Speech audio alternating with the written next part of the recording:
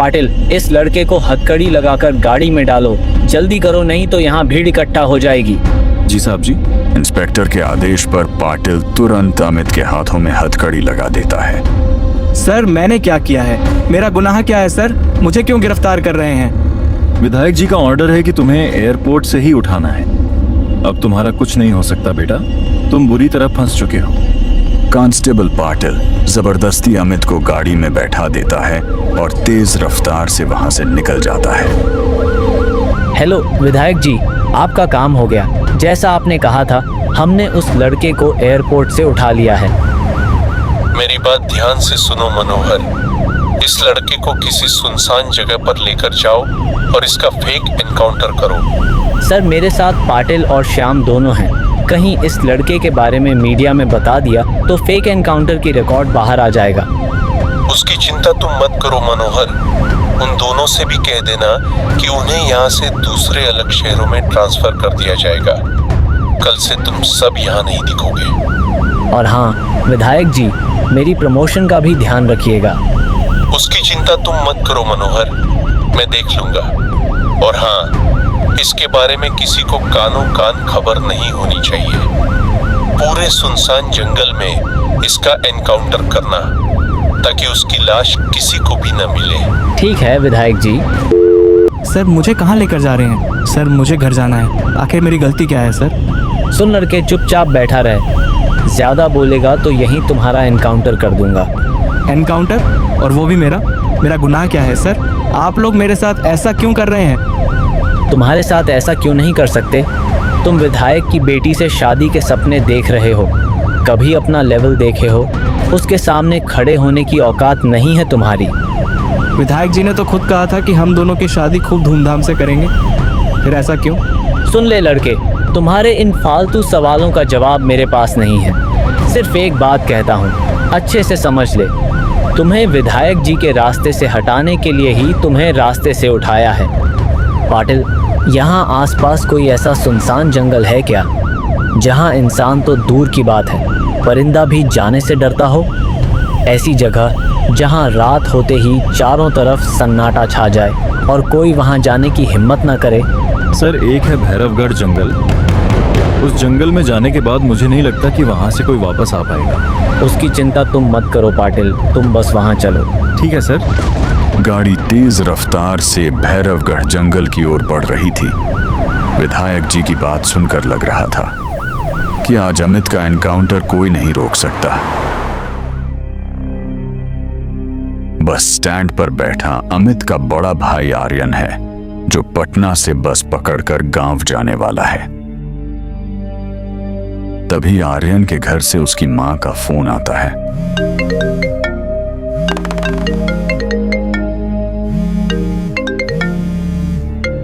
Hello. हाँ माँ। Hello Aryan बेटा, तुम्हारी बस कितने बजे की है? माँ अब 15 से 20 मिनट में बस आ जाएगी। अभी मैं बस स्टैंड पर ही हूँ। अमित अभी तक घर नहीं पहुँचा है। उसने कहा था कि 3 बजे फ्लाइट पटना पहुँचेगी और 1.5 से 2 घंटे में घर पहुँच जाऊंगा। अब 6 बजने को है, लेकिन अभी तक वह घर नहीं पहुँचा है।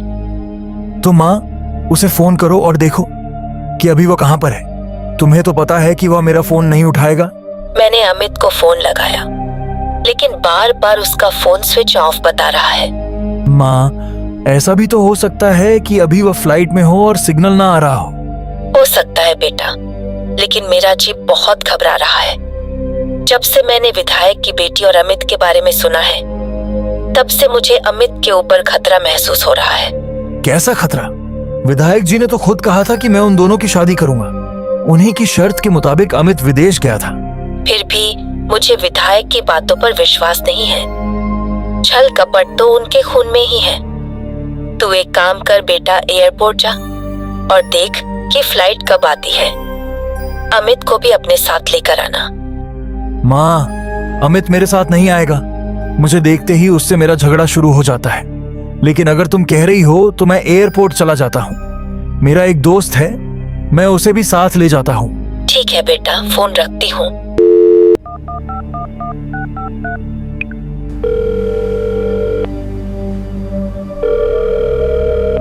हेलो। हाँ हाँ आर्यन भैया। हेलो सनी, तू अभी फ्री है क्या? अगर फ्री है तो मुझे तुझसे थोड़ा जरूरी काम है। हाँ भैया, अभी मैं बिल्कुल फ्री हूँ। तो तू एक काम कर, मैं अभी बस स्टैंड पर ही हूँ। तू जल्दी से एक टेम्पो पकड़कर यहाँ आ जा। ठीक है भैया, अभी आता हूँ। कुछ ही देर बाद आर्यन को दूर से एक टेम्पो आती दिखाई दी। वही टेम्पो जिसमें आर्यन के भाई अमित का दोस्त सनी बैठा था। आर्यन ने सनी को इसलिए फोन किया था क्योंकि अमित और सनी की बहुत गहरी दोस्ती है। आर्यन को भरोसा है कि सनी के कहने पर अमित जरूर घर आएगा। आर्यन के सामने आकर टेम्पो धीरे से रुक जाता है। क्या हुआ भैया, सब कुछ ठीक तो है ना? आपने मुझे अचानक यहाँ क्यों बुलाए? सनी, हम एयरपोर्ट जाएंगे अमित को लेने के लिए। वह आज घर आ रहा है, इसलिए मैंने तुम्हें बुलाया है। वह तुम्हारी बात सुनता है, इसलिए तुम मेरे साथ चलो। ठीक है भैया, तो जल्दी चलिए, फ्लाइट का समय भी हो गया है। कहीं ऐसा न हो कि हम देर से पहुंचें और अमित को लेने में परेशानी हो जाए। उसके बाद दोनों टेम्पो में बैठ जाते हैं और बिना देर किए एयरपोर्ट की ओर निकल पड़ते हैं। रास्ते में दोनों अमित को लेकर आपस में बातचीत करते हुए आगे बढ़ते जाते हैं। सुन लड़के, वैसे भी तुम कुछ ही पल में मरने वाले हो। तुम्हारी कोई आखिरी ख्वाहिश है तो बता दो। वैसे भी हम नहीं चाहते कि बाद में हमें पछताना पड़े कि तुम्हारी आखिरी ख्वाहिश पूछना भूल गए। इधर इंस्पेक्टर मनोहर, कांस्टेबल पाटिल और चौकीदार श्याम तीनों मिलकर अमित को भैरवगढ़ जंगल के बीचों बीच लेकर आते हैं। वहां अमित को बैठाकर मनोहर उससे उसकी आखिरी इच्छा पूछता है। सर, मैं बस ये जानना चाहता हूँ कि मेरा एनकाउंटर करवाने के पीछे आखिर विधायक का मकसद क्या है? तो यही है तुम्हारी आखिरी इच्छा? कोई बात नहीं, अगर मरने से पहले यह सच जानना चाहते हो तो सुन लो। विधायक जी अपनी बेटी से बहुत प्यार करते हैं। वह नहीं चाहते कि उनके सामने मैं तुम्हें मारूं। एक बार तुम्हें मारने के लिए विधायक जी ने कुछ लोगों को भेजा था, लेकिन उनकी बेटी ने अपने हाथ की नस काट ली थी। तो क्या सर, विधायक जी ने सच में इन दोनों की शादी का वादा किया था? अगर उन्होंने शादी का वादा किया था तो फिर इसे मारने का आदेश क्यों दिया? शादी का वादा इसलिए किया था क्योंकि उस समय चुनाव का समय था। अगर इसे मार देते तो विधायक जी पर एक केस बन जाता और फिर उनका चुनाव जीतना मुश्किल हो जाता। इसीलिए विधायक जी ने ऐसा प्लान बनाया कि सांप भी मर जाए और लाठी भी न टूटे। इंस्पेक्टर के मुंह से यह सच सुनकर अमित पूरी बात समझ जाता है। मेरे भोले भालेपन का विधायक ने फायदा उठाया है। तो क्या सर, इसकी मौत नहीं टाल सकते? कोई तो रास्ता होगा इसे बचाने का। तुम्हें इस लड़के पर बहुत दया आ रहा है। इसकी मौत विधायक जी ने तय कर दिया है। इसे कोई नहीं बचा सकता। इसे ठिकाने लगाने के बाद तुम सबका दूसरे शहर में ट्रांसफर हो जाएगा और यह बात किसी चौथे आदमी को पता नहीं चलनी चाहिए। ठीक है सर, आखिर हम कर भी क्या सकते हैं? विधायक जी अपनी सत्ता का गलत इस्तेमाल कर रहे हैं। पता नहीं लोग इन्हें वोट क्यों देते हैं। तुम्हारा सवाल खत्म हो गया हो तो अब काम शुरू करें पाटिल। इधर आर्यन और सनी दोनों एयरपोर्ट पहुंचते हैं। वहां पहुंचकर देखते हैं कि अमित की फ्लाइट तो कब की लैंड हो चुकी है। अरे आर्यन भैया, अमित तो यहाँ से कब का निकल गया है। मुझे लगता है वह रास्ते में ही होगा। मुझे भी यही लगता है कि वह रास्ते में ही होगा। कहीं ऐसा तो नहीं कि वह रेलवे स्टेशन की तरफ चला गया हो सकता है भैया। तो चलिए अब रेलवे स्टेशन की तरफ चलते हैं और वहां जाकर देखते हैं कि अमित कहीं मिल जाए। जाने से पहले एक बार माँ से बात कर लेते हैं। माँ मुझसे ज्यादा अमित से प्यार करती हैं। कम से कम उन्हें बता दें कि अमित की फ्लाइट लैंड कर चुकी है। ठीक है भैया, तब तक हम ऑटो में बैठते हैं।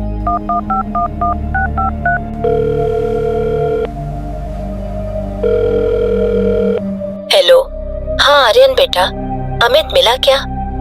नहीं माँ, अमित तो नहीं मिला, लेकिन उसकी फ्लाइट लैंड हो चुकी है और अमित एयरपोर्ट से निकल भी गया है। लगता है वह रेलवे स्टेशन की तरफ गया होगा। तो ठीक है बेटा, तुम रेलवे स्टेशन जाओ और संभल कर रहना, कहीं अमित तुमसे झगड़ा ना कर बैठे। इसीलिए तो मैं सनी को अपने साथ लेकर आया हूँ। कोई बात नहीं माँ, मैं ध्यान रखूंगा। माँ जितना अमित से प्यार करती हैं, उतना ही अगर मुझसे भी करती तो कितना अच्छा होता। कभी कभी लगता है कि काश माँ मुझे भी अमित जितना ही अपना समझती। आर्यन माँ से बात करने के बाद तुरंत ऑटो में बैठ जाता है। इसके बाद ऑटो बिना देर किए रेलवे स्टेशन की ओर तेजी से निकल पड़ता है। आर्यन और सनी दोनों रास्ते भर अमित को लेकर चिंतित रहते हैं। इधर अमित का एनकाउंटर करके पुलिस वाले भैरवगढ़ जंगल में अमित की लाश छोड़कर वहां से निकल गए। सुनसान जंगल में ही अमित की लाश लावारिस की तरह पड़ी हुई थी। हेलो विधायक जी, मैं मनोहर बोल रहा हूँ। हाँ बोलो मनोहर, क्या हुआ? सब ठीक तो है ना? सब ठीक है विधायक जी, जैसा आपने कहा था उस लड़के को ठिकाने लगा दिया है। अब आगे क्या करना है? अब आगे कुछ करने की जरूरत नहीं है। तुम सब अपने अपने घर जाओ और आराम करो। सुबह तक तुम सबके हाथ में अलग अलग शहरों के ट्रांसफर लेटर पहुंच जाएंगे। जी ठीक है विधायक जी। इधर ऑटो रेलवे स्टेशन पहुंचने के बाद आर्यन और सनी दोनों ऑटो से उतर जाते हैं। उनके उतरते ही ऑटो वाला अपना ऑटो स्टार्ट करता है और बिना रुके वहां से आगे की ओर निकल जाता है। ऑटो के वहां से जाने के बाद आर्यन स्टेशन की ओर बढ़ने लगता है। तभी अचानक पीछे से पुलिस की गाड़ी की आवाज सुनाई देती है, जिससे आर्यन एक पल के लिए रुक जाता है। गाड़ी रुकते ही सभी पुलिस वाले एक एक करके गाड़ी से बाहर निकलते हैं। उनमें से इंस्पेक्टर मनोहर आगे बढ़कर आर्यन के पास जाता है और उससे कुछ सवाल पूछने लगता है। ये लड़के तुम्हारा नाम क्या है और यह लड़का कौन है? तुम दोनों इस वक्त यहाँ क्या कर रहे हो? सर मेरा नाम आर्यन है और ये मेरा दोस्त सनी है। हम दोनों अपने भाई अमित को ढूंढने के लिए यहाँ आए हैं। वह आज ही आने वाला था लेकिन अभी तक हमें कहीं दिखाई नहीं दिया, इसीलिए हम उसे खोजने के लिए रेलवे स्टेशन आए हैं। आर्यन के मुंह से जैसे ही अमित का नाम सुनाई देता है, वहां खड़े सभी पुलिस वालों के होश उड़ जाते हैं। एक पल के लिए सभी पुलिस वाले एक दूसरे का चेहरा देखने लगते हैं, क्योंकि उन्हें बिल्कुल भी उम्मीद नहीं थी कि अमित का भाई यहां उसे ढूंढते हुए पहुंच जाएगा। अच्छा, पहले यह बताओ कि तुम्हारे गांव का नाम क्या है? तुम लोग किस गांव से यहाँ आए हो? सर हम गुड़गांव से आए हुए हैं। हम यहाँ अपने भाई अमित को ढूंढने के लिए आए हैं, जो अभी तक हमें नहीं मिला है। गांव का नाम सुनते ही पुलिस वाला सब कुछ समझ जाता है। उसे याद आता है कि विधायक जी भी इसी गांव के रहने वाले हैं। उसके मन में अचानक सवाल उठता है, कहीं ऐसा तो नहीं कि यह वही लड़का है जिसे विधायक जी ने मरवाने का आदेश दिया था? अगर सच में यह वही हुआ तो मामला काफी गंभीर हो जाएगा। सर अब हम लोग जाए क्या? काफी समय हो गया है और लगता है कि ट्रेन भी आने वाली होगी और हमें अपने भाई अमित को भी ढूंढना है। हाँ ठीक है, तुम लोग जाओ। अब हमें भी अपने घर की तरफ निकलना है। काफी देर हो चुकी है, इसीलिए हम भी अब यहाँ से चलते हैं। उसके बाद आर्यन और सनी दोनों स्टेशन के पास जाकर एक तरफ खड़े हो जाते हैं। वहीं दूसरी ओर दो पुलिस वाले सड़क पर खड़े होकर आपस में कुछ देर तक बातचीत करने लगते हैं। सर कहीं ये वही लड़का तो नहीं है जिसके भाई का अभी अभी हम लोग एनकाउंटर करके आए हैं? अगर ये वही है तो अब आगे क्या होगा? मुझे तो लगा था कि उसके परिवार में वह अकेला ही होगा। मुझे भी यही लगा था पाटिल। हमने उसके बारे में ज्यादा पूछताछ भी नहीं की, लेकिन अब जो भी हो, अगर यह बात आगे बढ़ती है या कोई परेशानी खड़ी होती है तो विधायक जी है ना, वही सब कुछ संभाल लेंगे। चलो अब काफी देर हो गई है, हमें भी यहाँ से निकलना चाहिए और अपने घर की ओर चलना चाहिए। उसके बाद सभी पुलिस वाले गाड़ी में बैठ जाते हैं और पुलिस की गाड़ी हॉर्न बजाते हुए तेज रफ्तार से वहां से निकल जाती है। जैसे ही पुलिस जीप वहां से निकलती है, कुछ ही पलों बाद पटरी पर तेज रफ्तार से एक ट्रेन आती हुई दिखाई देती है और थोड़ी ही देर में स्टेशन के पास आकर रुक जाती है।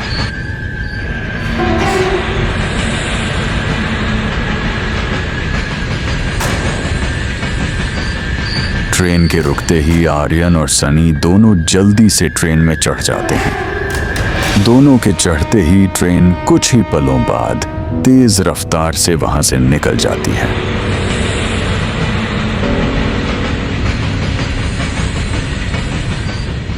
और इधर अमित की लाश के पास एक बुजुर्ग व्यक्ति बैठा हुआ है। वह शांत होकर ईश्वर से प्रार्थना कर रहा है, जैसे वह अमित की आत्मा की शांति के लिए ईश्वर से दुआ कर रहा हो।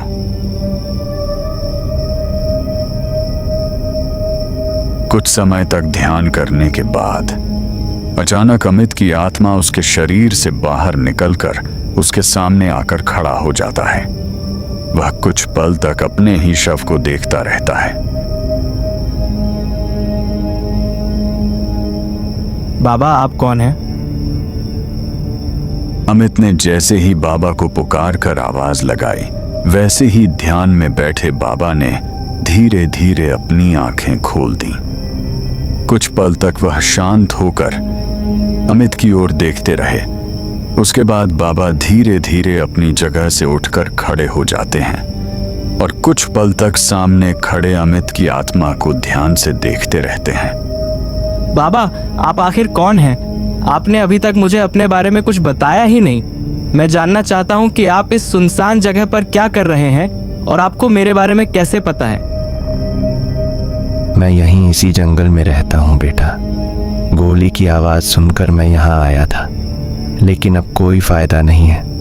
मुझे आने में थोड़ी देर हो गई। तुम इस दुनिया को छोड़कर चले गए। मैं तो तुम्हारी आत्मा की शांति के लिए ईश्वर से प्रार्थना कर रहा।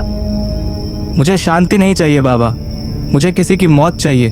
जिसने मेरे साथ यह किया है, मैं उसकी मौत चाहता हूँ। मुझे बस बदला चाहिए बाबा। क्रोधित आत्मा की ताकत दोगुनी हो जाती है बेटा। तुम्हारे साथ अन्याय हुआ है, इसलिए अगर तुम्हारे मन में बदला लेने की आग है तो बेशक अपना बदला लो, लेकिन ध्यान रखना, क्रोध में लिया गया फैसला आगे क्या परिणाम लाएगा, यह सोच समझकर कदम उठाना।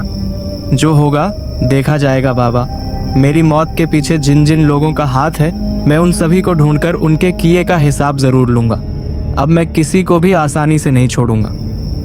अमित की बातों से साफ लग रहा था कि वह अंदर से बहुत गुस्से में है। उसकी आवाज और बात करने के अंदाज से उसके मन में छिपा गुस्सा साफ दिखाई दे रहा था।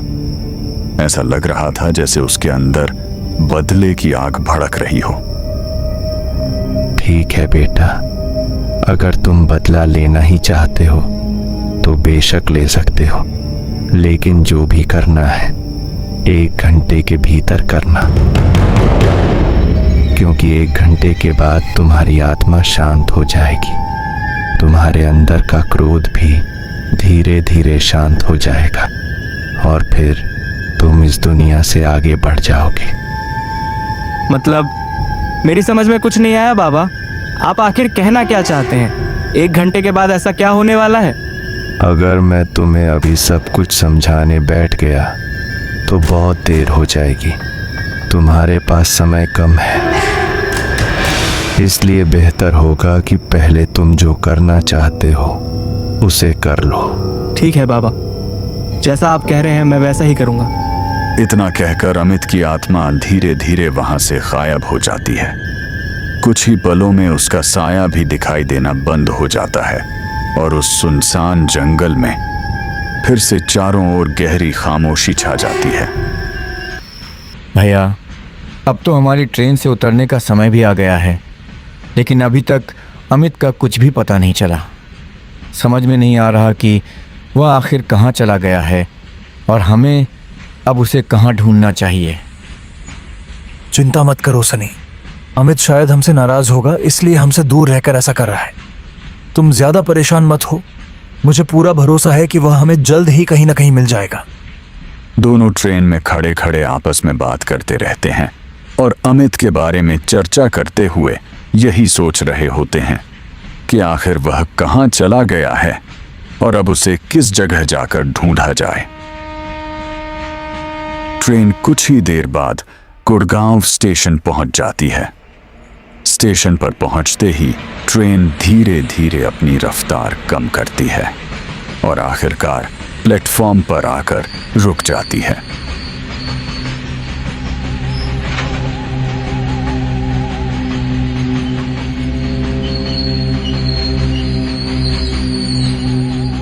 ट्रेन के रुकते ही आर्यन और सनी दोनों ट्रेन से नीचे उतर जाते हैं। उनके उतरने के कुछ ही पलों बाद ट्रेन फिर से अपनी रफ्तार पकड़ लेती है और धीरे धीरे प्लेटफॉर्म से आगे निकल जाती है। ट्रेन के वहां से निकलते ही सनी की नजर स्टेशन के बगल में लगे एक खंभे पर पड़ती है। खंभे के पास का अजीब नजारा देखते ही सनी अचानक चौंक जाता है और कुछ पल तक वहीं खड़ा होकर उस नजारे को ध्यान से देखने लगता है। अरे क्या हुआ सनी, तुम ऊपर क्या देख रहे हो? आखिर ऐसा क्या दिखाई दे रहा है जिसे देखकर तुम इतने घबरा गए? इतना कहने के बाद जैसे ही आर्यन ने ऊपर की ओर देखा, वहां का नजारा देखते ही वह भी अचानक चौंक गया। कुछ पल तक वह बिना कुछ बोले उसी जगह खड़ा होकर ऊपर की ओर देखता रहा। वहां कोई और नहीं बल्कि विधायक जी ही थे। किसी ने उनकी छाती फाड़कर उन्हें खंभे पर लटका दिया था। यह भयानक दृश्य देखते ही आर्यन और सनी दोनों बुरी तरह चौंक गए और कुछ पल तक अपनी जगह पर खड़े रह गए। विधायक जी की ऐसी हालत किसने कर दी? बाप रे, यह तो बहुत ही भयानक मौत मारी गई है। आखिर किसने उनके साथ ऐसा किया होगा? किसी ने भी किया हो भैया, पर क्या सही है? ऐसे आदमी के साथ ऐसा ही होना चाहिए। साला एक नंबर का हरामी आदमी था। तभी आर्यन की नजर पिलर के खंभे के नीचे पड़ती है। वहां उसे एक चिट्ठी पड़ी हुई दिखाई देती है। आर्यन कुछ पल के लिए रुक जाता है और हैरानी से उस चिट्ठी को देखने लगता है। चिट्ठी उठाकर आर्यन उसे ध्यान से पढ़ने लगता है। चिट्ठी पर लिखी हर एक बात को वह गौर से पढ़ता जाता है, जबकि सनी पास खड़ा होकर उत्सुकता से आर्यन की ओर देखता रहता है। चिट्ठी में लिखा था, प्रिय भैया आर्यन, अगर तुम यह चिट्ठी पढ़ रहे हो तो समझ जाना कि अब मैं तुम्हारे साथ नहीं हूं। अगर मुझसे कभी कोई गलती हुई हो या मेरी किसी बात से तुम्हारा दिल दुखा हो तो मुझे माफ कर देना। भैया, अब माँ का ध्यान रखना और उन्हें कभी अकेला मत छोड़ना। मैं हमेशा चाहता था कि तुम दोनों खुश रहो। अब मुझे अलविदा कहना होगा। अपना और माँ का ख्याल रखना। अलविदा भैया, तुम्हारा भाई अमित।